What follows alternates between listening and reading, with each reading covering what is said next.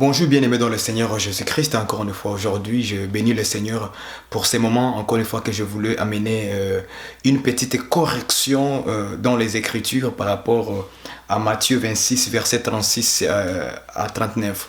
Mais avant tout, je j'aimerais quand même nous puissions élever la voix pour remercier le Seigneur avant de commencer ce moment. Seigneur notre Dieu, nous te bénissons, nous te rendons grâce. Nous te disons merci encore une fois Seigneur pour ton inspiration et pour l'enseignement, l'exhortation pour que nous puissions, Seigneur notre Dieu, corriger certaines choses que d'autres frères ont enseigné mal, Père, pour induire les gens en erreur. Mais nous te prions d'ouvrir le cœur, l'intelligence, l'esprit à ceux qui vont nous écouter, Seigneur notre Dieu, à tous nos bien-aimés qui n'ont pas encore saisi cet évangile, Seigneur, que nous prêchons aujourd'hui. Mais je sais que Père, toi qui connais le cœur des gens, Seigneur, tu vas les ramener, Seigneur, dans la lumière encore une fois. Béni soit ton nom pour ce moment, au nom de Jésus-Christ. Aide-nous, Seigneur, par le Saint-Esprit aujourd'hui pour comprendre et saisir ta pensée. Au nom de Christ, et nous avons prié. Amen. Voilà mes bien-aimés dans le Seigneur, je bénis le Seigneur pour ce moment parce que je suis encore une fois là avec vous pour venir corriger quelque chose de très important que les gens ont mal enseigné, que les gens ont propagé sur l'internet et que beaucoup de personnes ont avalé ça, cet enseignement-là. C'est l'enseignement sur la distinction, la doctrine de la distinction. Nous péchons et je le dirai toujours que dans les Écritures, lorsque vous lisez les Écritures, vous ne verrez nulle part où Jésus ou les apôtres disent que Jésus et le Père ils sont distincts. Jamais il ne vous dira pas ça comme ça. Ça ne sera jamais écrit ça comme ça. Ni Jésus ne le dira jamais que moi avec le Père nous sommes distincts. Nous sommes deux personnes. Non, non. Tu voyez? Il y a les gens en fait qui lisent les Écritures avec la tête, avec un raisonnement. Or, les apôtres nous ont enseigné que nous ne devons pas avoir les raisonnements sur les choses de Dieu, sur la parole de Christ. Parce que comme Paul a dit, nous renversons les raisonnements et toute hauteur qui s'élève contre la connaissance de la parole de Christ.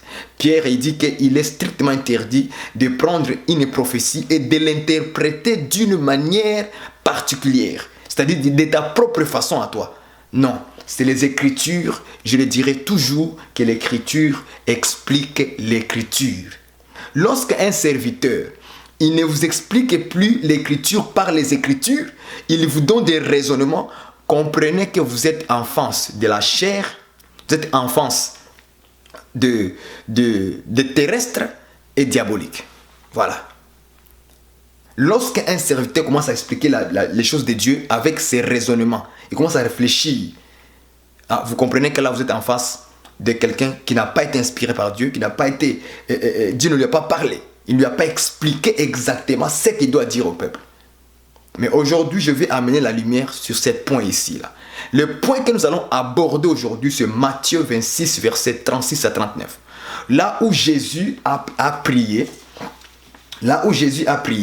en disant ceci, « Mon Père, s'il est possible que cette coupe s'éloigne de moi, mais toutefois, non pas ma volonté, mais ta volonté. » Alors les gens ont pris ce texte pour dire, voici, vous voyez, il y a la volonté du Père et la volonté de Jésus, du Fils. Donc, ils sont distincts. Vous voyez la distinction. Nous disons que dans Matthieu 26, il n'y a pas de distinction, frère. Ok? C'est juste un raisonnement que vous avez créé dans votre tête, comme Pierre a dit. Pierre, vous avez déjà averti. Pierre a averti. N'interprétez pas les Écritures, les prophéties, d'une manière particulière. Ne donne pas tes raisonnements à toi pour dire que c'est la parole de Dieu. Non. Nous, on n'a pas déjà d'évangile là. Donc, nous allons lire Matthieu 26, versets 36 à 39. Si tu as ta Bible, je te dis, suis-moi très bien, ouvre ta Bible et nous allons partir dans les Écritures ensemble. Il est écrit ceci. Là-dessus, Jésus alla avec eux dans un lieu appelé Gethsémane. Et il dit aux disciples, asseyez-vous ici pendant que je m'éloignerai pour prier. Il prit avec lui Pierre et les deux fils de Zébédée. Et il commençait à éprouver de la tristesse et des angoisses. Il leur dit alors, mon âme est triste jusqu'à la mort. Restez ici et veillez avec moi. Puis ayant fait quelques pas en avant, il se jeta sur sa face et priant ainsi, mon Père, s'il est possible que cette coupe s'éloigne de moi, toutefois, non pas ce que je veux, mais ce que tu veux. J'aimerais qu'on puisse se limiter là-bas. Non pas ce que je veux, mais ce que tu veux. Dans d'autres versions ou dans d'autres évangiles comme Marc et Luc, ainsi de suite, et Jean, et ils ont utilisé le mot volonté. Non pas ma volonté, mais ta volonté. Donc nous comprenons par là, frère. Nous allons aller pas à pas, mot à mot. Il ne faut pas courir, c'est ça l'enseignement. Expliquer que quelqu'un puisse comprendre. Donc le mot volonté qu'on a utilisé dans d'autres versions. Okay. Volonté. Le mot volonté qu'on a utilisé dans le ici, Jésus dit que dans d'autres versions, on dit quoi? On dit ce que tu veux. Vouloir. Donc, égale vouloir. Ou veut. Est-ce que vous voyez ça? Donc, non pas ma volonté, mais ta volonté. Est-ce que vous voyez? Donc, la volonté du Père, de Dieu, c'est de faire ce qu'il veut. Ma volonté, c'est faire ce que je veux. C'est ça que Jésus voulait dire ici. Non pas ma volonté, mais ta volonté. En d'autres termes, non pas ce que je veux, mais ce que tu veux. Donc nous comprenons par là que volonté de Dieu veut dire faire ce que Dieu veut. Ma propre volonté, c'est-à-dire faire ce que moi je veux, moi-même je veux. Donc nous comprenons par là que la volonté veut dire vouloir, veut, ce que tu veux, ce que je veux. Est-ce que vous comprenez? Jusque-là, on est d'accord avec vous en français. Hein? On est d'accord avec vous. Ok. Maintenant, les gens prennent ces textes et puis ils disent que vous voyez, regardez, c'est écrit. Non pas ma volonté, mais ta volonté. Vous voyez, il y a deux volontés. La volonté de Jésus et la volonté du Père. Ils sont distincts. Automatiquement, ils donnent une distinction là où il n'y en a pas. La question que nous nous posons, est-ce que Jésus ici, il parlait de la distinction? Nous disons que Jésus n'a jamais parlé de la distinction. Dans ces passages, il n'est nullement pas de distinction. Donc, il doit avoir une explication à donner. C'est ça, c'est que ces prédicateurs en ligne, ils n'ont pas fait. Au lieu de donner l'explication aux Écritures, et ils donnent un raisonnement par eux-mêmes. Pierre a prophétisé, a dit cela. On ne donne pas une interprétation particulière dans les prophéties. C'est Dieu qui doit expliquer les Écritures. Donc si Dieu ne t'a rien parlé, il ne t'a rien dit, pourquoi tu veux parler aux gens? Ne parlez pas. Parce que Dieu ne t'a rien dit. Il ne t'a pas donné d'explication. Tu ouvres la Bible, tu lis littéralement comme ça. Non, non pas ma volonté. Vous voyez, il y a deux volontés. Donc Jésus est distinct du Père. Automatiquement comme ça. Aucune explication. Non, frère, soyez quand même intelligent, ok? Soyez un peu intelligent. Dieu n'est pas français. Hein?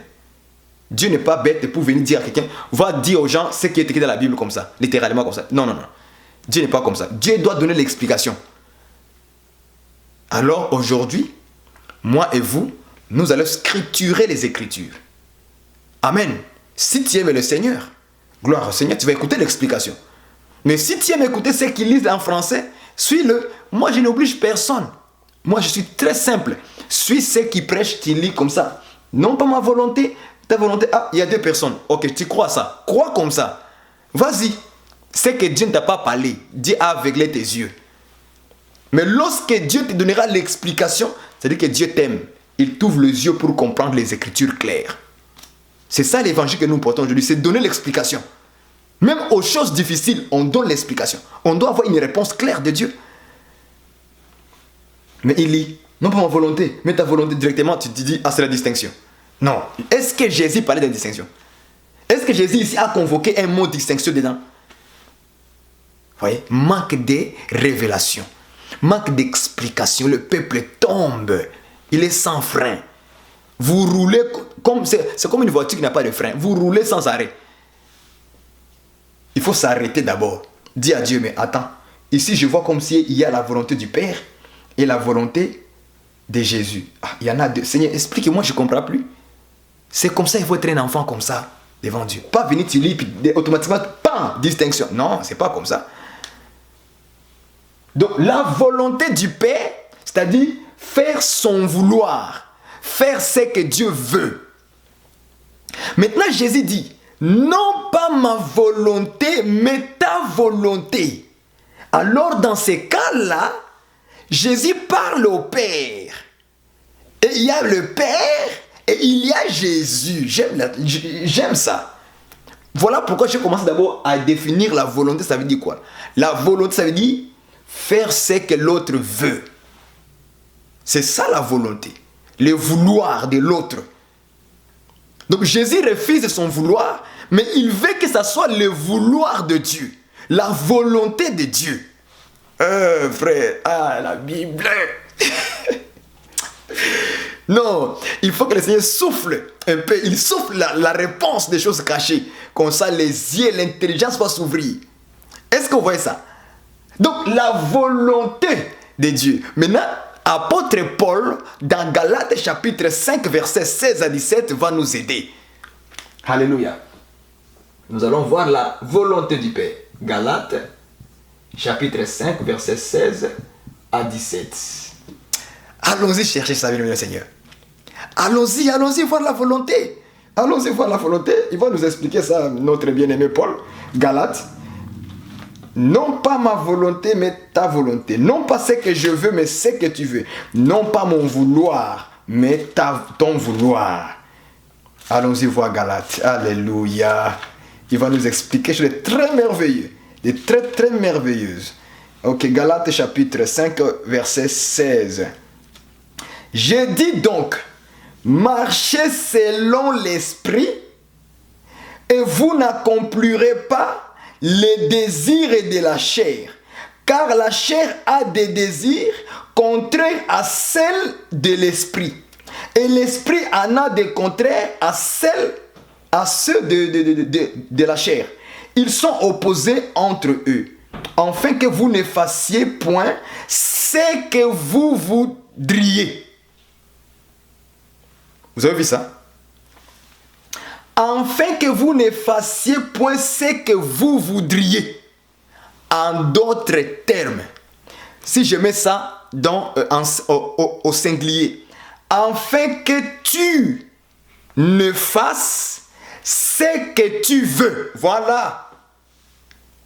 Si je mets la phrase au singulier, afin que vous ne fassiez point ce que vous voudriez, je mets ça au singulier, afin que tu ne fasses ce que tu veux. Ton vouloir, c'est ça, la volonté. Est-ce que vous voyez ça maintenant? Est-ce que vous voyez clair? Dans Galates 5, versets 16 à 17. Il dit, marchez selon l'esprit et vous n'accomplirez pas les désirs de la chair. Vous voyez ça? Et puis il dit, car la chair a des désirs contraires à ceux de l'esprit, et l'esprit en a des contraires à ceux de la chair. Ils sont opposés l'un et l'autre. Ils sont opposés l'un et l'autre, afin que vous ne fassiez point ce que vous voudriez, ce que toi tu veux. Est-ce que vous voyez ça? Donc, allons-y maintenant, c'est Jésus-Christ. Voilà. Jésus dit, non pas ma volonté, mais ta volonté. Non pas ce que je veux, mais ce que tu veux. D'ailleurs, lorsque Jésus parlait au Père, le Père que Jésus parlait, c'était l'Esprit. Il faut qu'on vous explique ça. Le Père égale Esprit.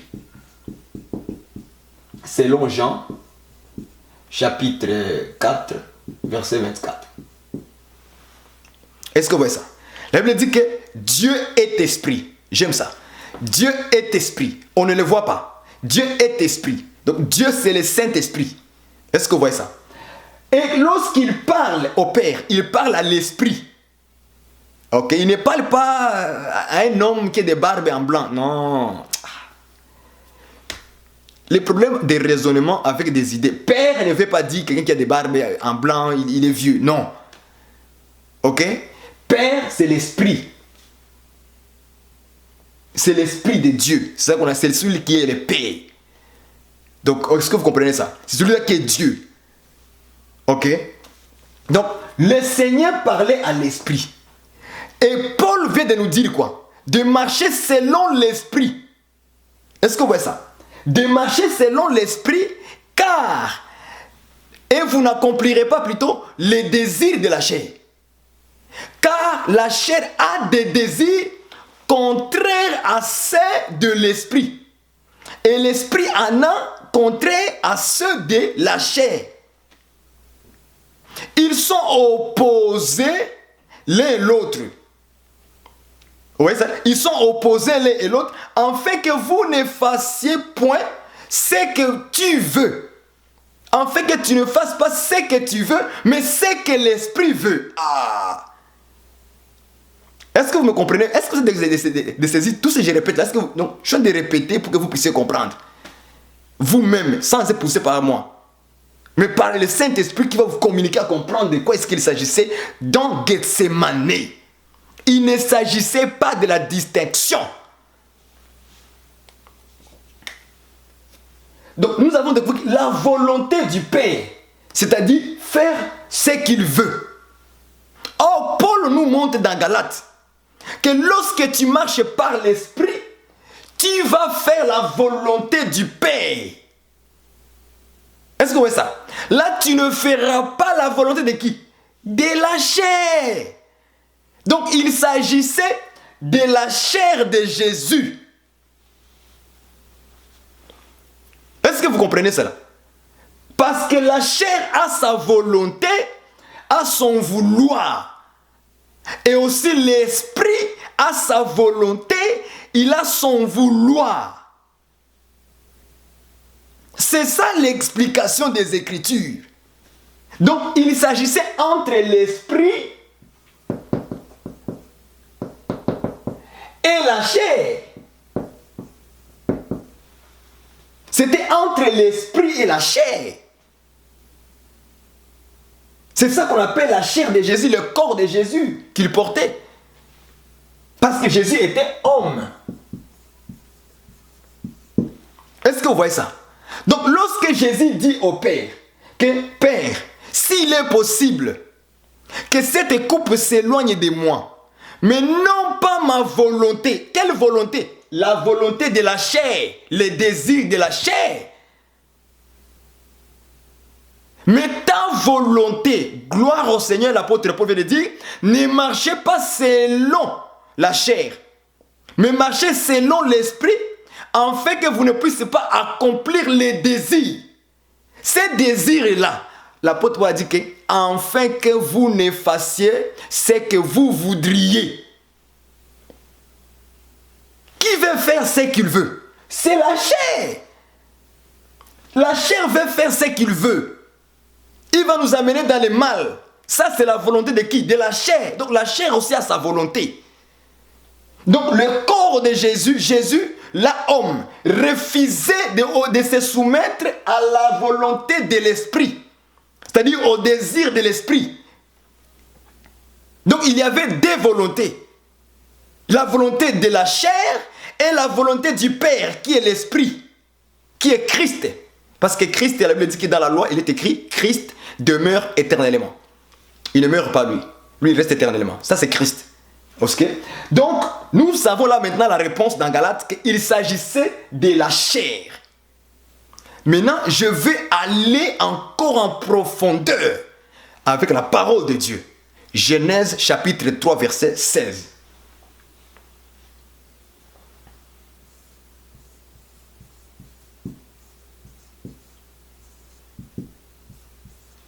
Genèse chapitre 3, verset 16. Allons-y. Parce que les gens blaguent avec l'explication. Ils blaguent avec la chose de Dieu. Ils viennent venir lire ça en français devant les gens. Et puis il se croit qu'il a de prêcher la parole. Mais tu prêches les Écritures. Mais il n'y a pas l'explication. Ça ne sert à rien.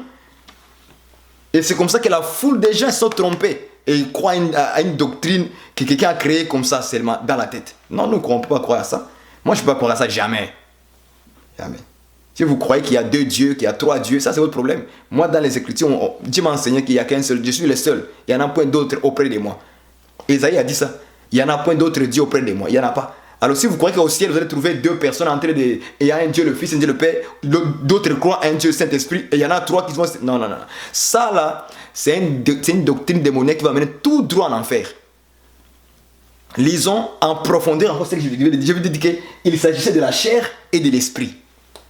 Donc, la chair doit se soumettre à la volonté de l'esprit, du Père, qui était en Jésus.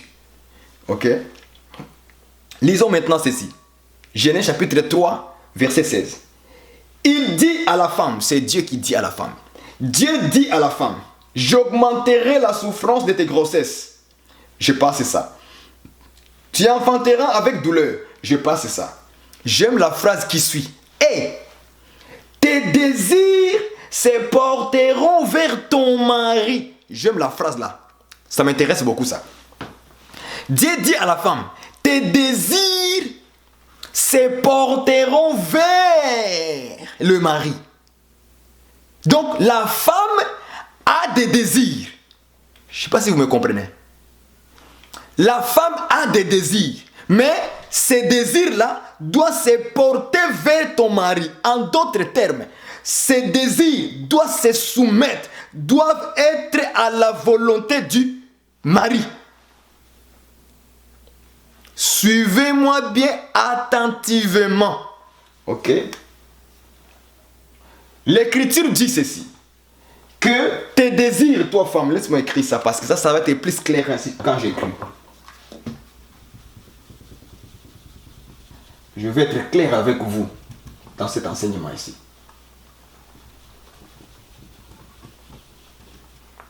Il dit ceci.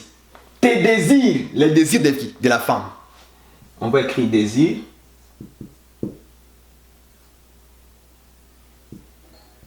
De la femme. Vous voyez ça? Il dit, tes désirs se porteront vers ton mari. Donc la femme a des désirs. Paul, dans Galates chapitre 5, verset 16, il dit quoi? La chair a des désirs. Donc nous avons désir de la chair. Désir de la chair.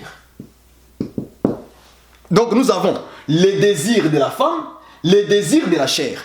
Mais Dieu dit que les désirs, tes désirs à toi là, vont se porter vers l'homme. C'est-à-dire que, et la Bible dit que l'homme dominera sur toi. C'est ce que l'Écriture dit. Et l'homme, il dominera sur toi. Vous voyez? Maintenant, il y a les désirs de la femme qu'on vient de voir. Et il y a aussi les désirs de la chair selon Galates chapitre 5, verset 6 à 17. Donc, en réalité, la chair, c'est qui? C'est la femme.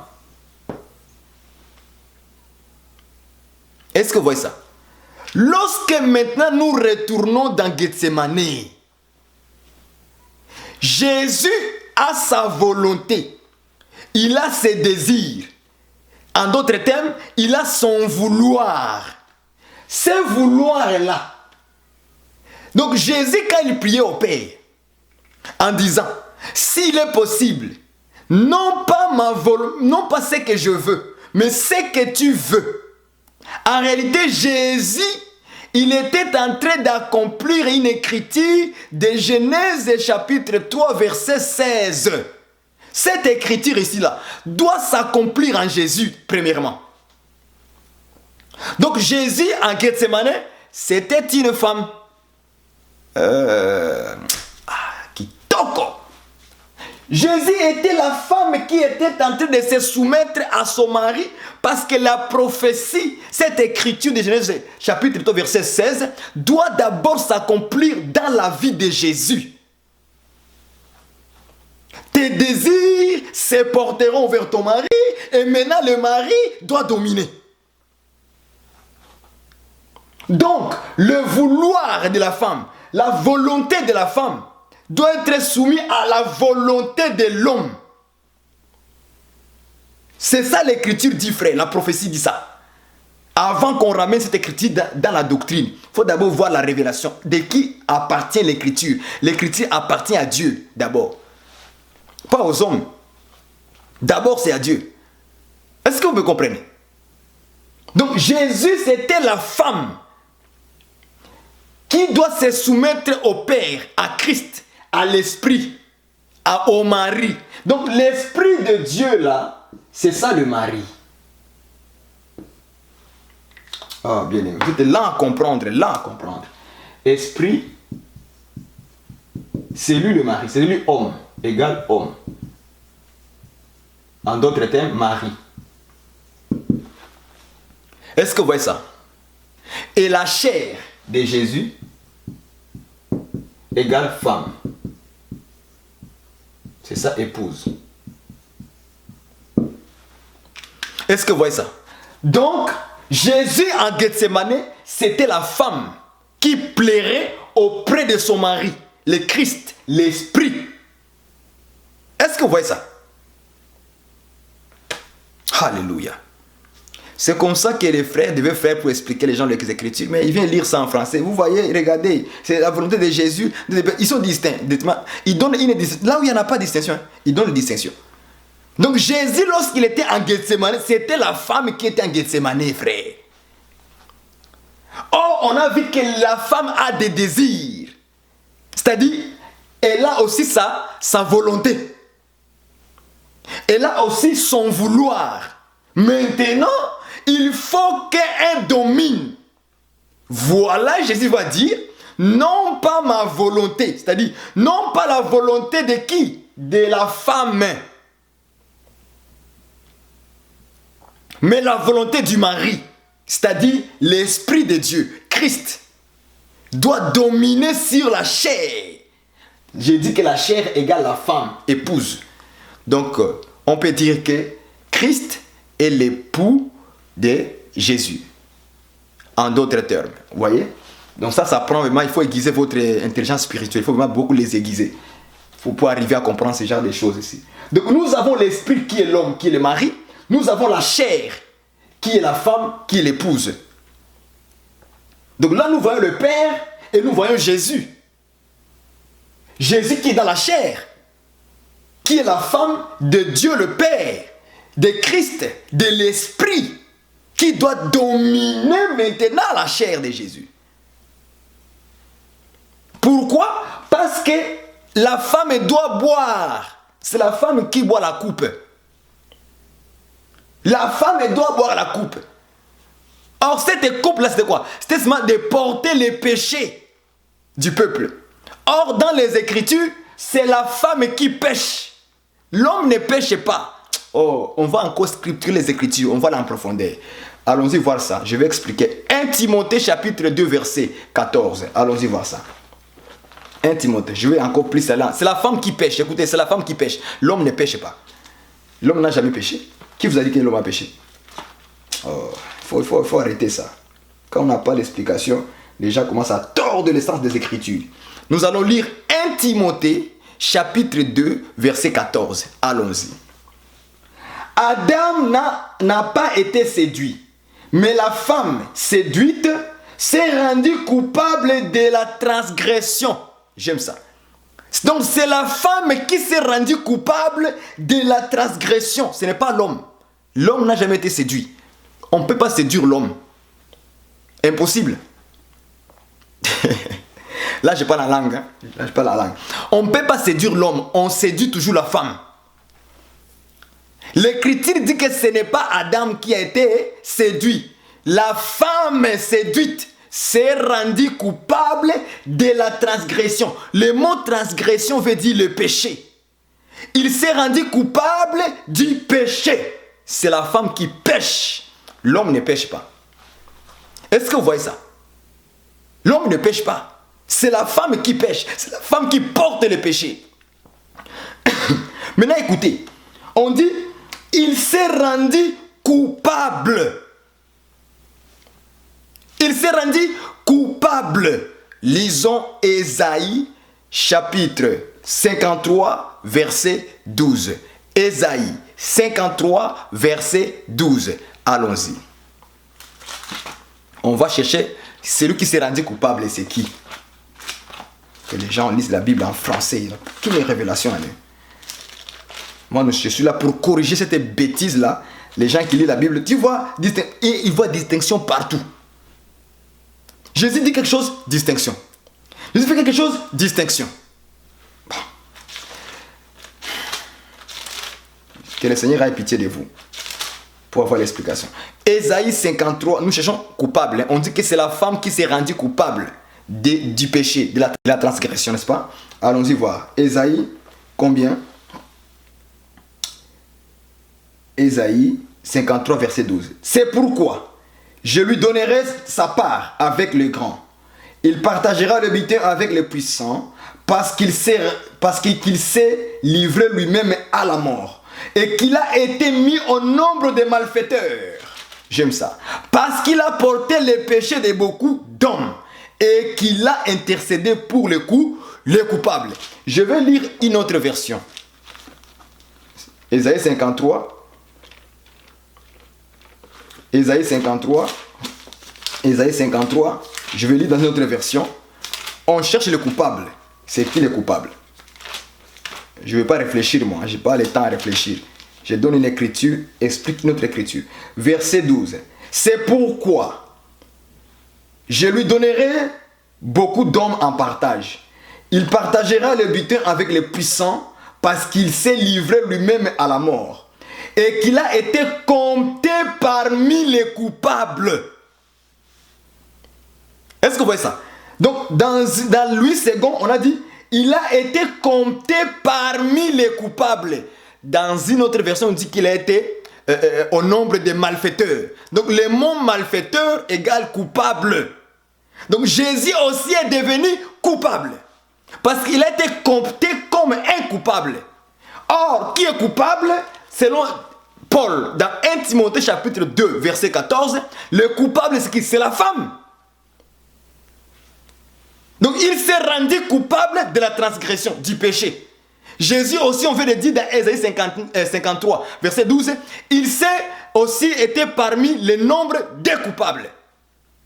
Donc, le coupable, c'est la femme. La femme qui est coupable, c'est qui? C'est Jésus. Alléluia. Oh. Est-ce que vous comprenez? Donc, c'est Jésus qui est coupable, qui est la femme qui s'est rendue coupable à cause du péché. Mais pourquoi il est coupable? L'Écriture dit ceci. Pourquoi il est coupable? Il dit parce que, il donne la réponse, parce qu'il a porté les péchés de beaucoup. Oh! Donc, ce que Paul a dit là-bas, c'est ça exactement Ésaïe 53, verset 12. Que c'est la femme qui s'est rendue coupable du péché, de la transgression. Oh, quelqu'un qui est coupable, on doit le faire quoi? Les lapider. On doit les tuer, les condamner. Parce qu'il porte les péchés. Est-ce que vous voyez ça? Donc Jésus en Gethsémane, c'était la femme. C'était une femme qui plairait auprès de Gethsémane parce qu'il a porté quoi? Il ne voulait pas porter la coupe, boire la coupe, porter les péchés du peuple. Est-ce que vous comprenez? Ça n'a rien à voir avec la distinction. Rien à voir. Les manques d'explication, ça mène les gens dans la tromperie. Réfléchis, il lit. Non, pas comme ça, frère. Pas comme ça. Il faut que Dieu t'explique. Même quand Jésus a prié sur la croix, mon Dieu, il faut que Dieu... Donc tout ça là, vous lisez ça en français. Vous lisez ça en français. Il vous faut une explication. Pourquoi il a prié ça comme ça? C'est parce qu'il y a une écriture dans la prophétie doit s'accomplir dans la vie de Jésus. Est-ce que vous me comprenez? Ça doit s'accomplir. Il est venu accomplir les prophètes, les lois de Moïse et les psaumes. Tout ça, ça parlait de Jésus lui-même. Il faut qu'il accomplisse ça. Donc lorsque Jésus rentre en Gethsémane, il vient d'accomplir une écriture. Que les désirs de la femme se porteront vers ton mari. Donc cette écriture doit s'accomplir où? En Gethsémane. Donc Jésus c'était une femme, il avait ses désirs, il avait sa volonté, il avait quoi? Son vouloir. Donc maintenant il doit soumettre ça. L'écriture doit s'accomplir. Il faut te soumettre sur ton mari. Donc maintenant les désirs de Jésus, son vouloir, c'est porter vers le Père, vers le Christ. L'Esprit maintenant doit dominer sur la chair de Jésus. Parce que la femme, je vous ai dit, c'est la chair. La femme, c'est la chair. Maintenant, il est coupable par rapport à... Comme Jésus, c'est la femme. Il doit être lapidé. N'est-ce pas? Maintenant, Jésus est coupable. Romains chapitre 8, verset 1. Allons-y. Alléluia. Il est coupable parce qu'il a porté les péchés de beaucoup. J'aime ça. Allons-y dans Romains. Romains chapitre 8. Romains 8, verset 1, en descendant. Écoutez ce qu'il dit. Il n'y a donc maintenant aucune condamnation pour ceux qui sont en Jésus-Christ. En effet, la loi de l'esprit de vie en Jésus-Christ m'a affranchi de la loi du péché et de la mort. Car, chose impossible à la loi, parce que la chair la rendait sans force. Écoutez la phrase qui suit. Dieu a condamné le péché dans la chair. J'aime ça. Parce qu'un coupable, on doit les lapider, les condamner. Mais il s'est rendu coupable. Il était au nombre des malfaiteurs. Donc tu es malfaiteur, on doit te lapider. Donc comme c'est la femme qui s'est rendue coupable, donc on doit lapider la femme. Et la Bible dit que Dieu a condamné les péchés où? Dans la femme. En d'autres termes faciles, dans la chair, comme il est écrit. La Bible. Vous savez, quand on a l'explication, c'est la joie, frère. Donc, lorsque Jésus prie à Gethsémane, c'était la femme qui priait. En d'autres termes, c'était l'homme, la chair de Jésus, qui était angoissé, qui était dans la tristesse, pour ne pas porter ces péchés-là. Mais il faut qu'on les compte parmi les coupables. Parce qu'à ce moment-là, j'ai bien dit, il est une femme. C'est quand même bizarre, parce que Jésus était homme, n'est-ce pas? Il était un homme, mais on dit qu'il est une femme. Voilà. C'était sa chair, on parle de sa chair. Voilà pourquoi j'ai dit aux gens sur l'internet que la première femme de chaque personne, c'est sa propre chair. Donc ma chair là, c'est ça ma femme. Voilà, ta chair à toi là, c'est ta femme. Et le Saint-Esprit qui est dedans, c'est l'homme. Quelqu'un m'a posé la question. Maintenant, une femme physique, on va dire comment? Que la femme de la femme? Je dis oui. Une femme physique, sa propre femme, c'est sa propre chair. Vous voyez? Maintenant, l'esprit qui est en elle, le Saint-Esprit qu'elle a reçu là, c'est ça l'homme. C'est ça l'homme. Donc en réalité, tous les païens qui marchent là, ils n'ont pas les maris encore. Ils n'ont pas encore reçu le mari. C'est-à-dire l'Esprit de Dieu en eux. Donc, ils peuvent marcher selon leur propre volonté. Leur propre désir. Est-ce que vous comprenez ça? Parce que leur chair, leurs femmes, ces femmes-là, ils ne sont pas encore capables à se soumettre à qui? À l'Esprit, au Père. C'est ça que Jésus voulait nous donner comme instruction. Il faut que notre chair, notre moi, le moi là c'est qui? C'est ta chair. Puisse se soumettre à quoi? À la parole de Dieu, à Dieu lui-même, à l'Esprit de Dieu. Donc, lorsque Jésus dit, mon Père, s'il est possible que cette coupe s'éloigne de moi, mais toutefois, non pas ma volonté, mais ta volonté, l'écriture de Genèse chapitre 3 verset 16 vient de s'accomplir. Alléluia. Il faut que tes désirs se portent vers ton mari. Et lui, il va dominer sur toi. Donc l'Esprit de Dieu qui est l'homme, il doit dominer sur Jésus. Et c'est comme ça que maintenant Jésus va porter. Parce que la volonté de Dieu c'était quoi? Que Jésus, la chair, que je condamne les péchés dans cet corps que tu as là. Est-ce que vous comprenez ça? Voilà Romains chapitre 8 verset 1. Dieu, maintenant le Père, va condamner maintenant le péché dans la femme, dans la chair de Jésus. Mais on vient vous enseigner des choses là. Tu lis noir sur blanc. Ah voilà frère, regarde, c'est écrit. Volonté de Jésus, volonté du Père, distinction. Ah bon, tu as vu ça où distinction? Tu as vu ça où? Raisonnement. Paul dit que nous renversons les raisonnements et toute hauteur qui s'élève contre la connaissance de la parole de Christ. Pierre dit que personne ne donne une interprétation particulière sur les prophéties. On ne raisonne pas. Lorsque tu commences à raisonner, c'est fini. Ce n'est pas Dieu qui t'a parlé. Donc tu t'es parlé toi-même.